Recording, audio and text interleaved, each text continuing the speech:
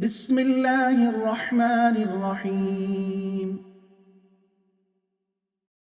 ولئن أذقنا الإنسان منا رحمة ثم نزعناها منه إنه ليئوس كفور.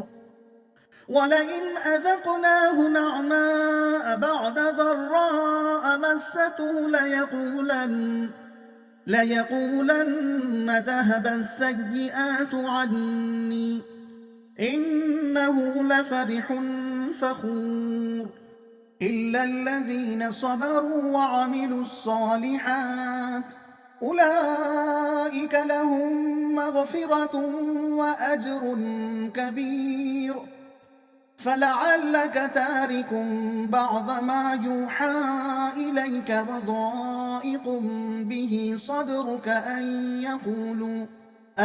يقولوا لولا أنزل عليه كنز أو جاء معه ملك إنما أنت نذير والله على كل شيء وكيل.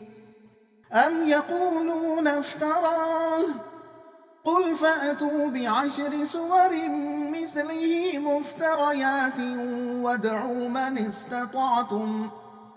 وادعوا من استطعتم من دون الله إن كنتم صادقين.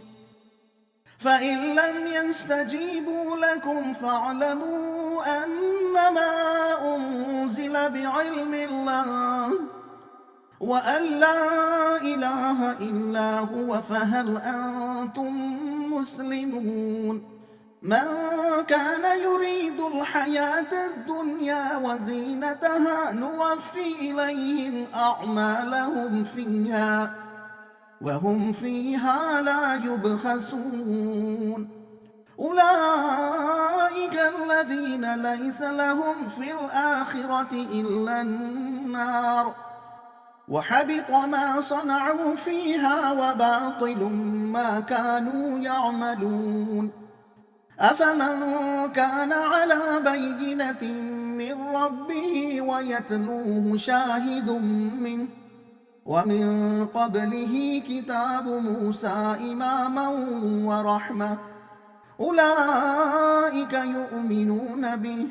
ومن يكفر به من الأحزاب فالنار موعده فلا تك في مرية منه إنه الحق من ربك ولكن أكثر الناس لا يؤمنون.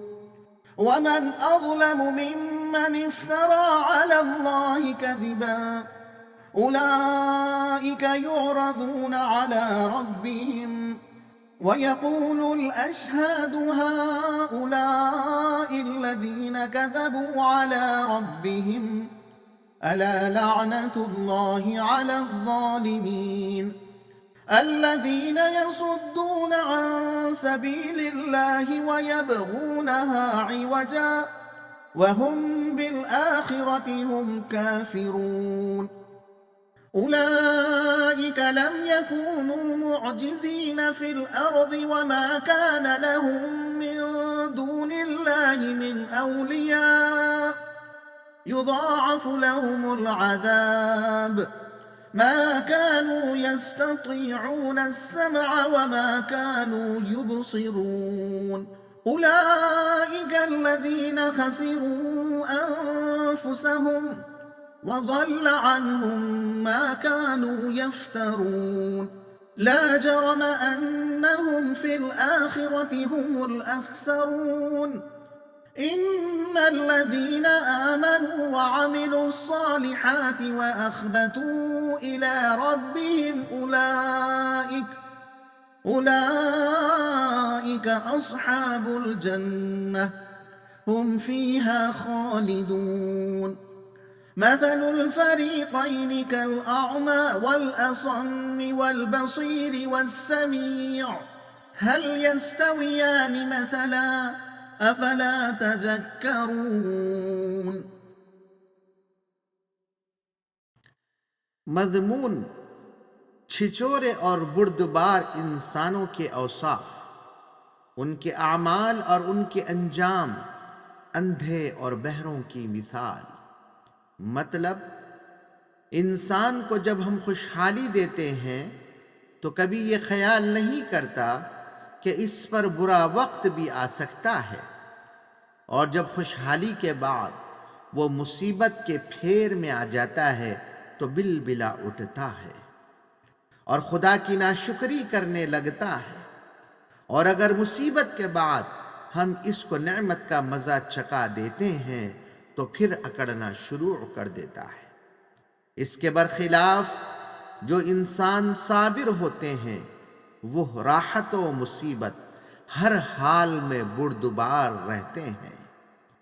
اللہ ایسے ہی لوگوں کے قصور معاف کرتا ہے اور ان کی نیکیوں کا اجر بھی دیتا ہے جن لوگوں کے پیش نظر محض دنیا اور اس کے فائدے ہوں، وہ اپنی دنیا بنانے کی کوشش میں لگے رہتے ہیں۔ ان کو ان کی کوشش کا اجر تو دنیا میں مل جاتا ہے، لیکن آخرت میں ان کے لیے آگ کے سوا کچھ نہیں۔ جو لوگ اللہ کی خدائی کے ساتھ دوسروں کو شریک کرتے ہیں، خدا کے راستے سے لوگوں کو روکتے ہیں اور آخرت کا انکار کرتے ہیں، ان کی اور وہ لوگ جو ایمان لا کر نیک عمل کرتے ہیں، ان دونوں کی مثال ایسی ہے کہ ان میں ایک اندھا اور بہرا ہے جو نہ تو خود آنکھیں کھول کر خدا کی نشانیاں دیکھ سکتا ہے اور نہ پیغمبروں کی بات سن سکتا ہے، اور دوسرا کائنات میں حقیقت کی نشانیوں کا مشاہدہ بھی کرتا ہے اور پیغمبروں کی ہدایات بھی سنتا ہے۔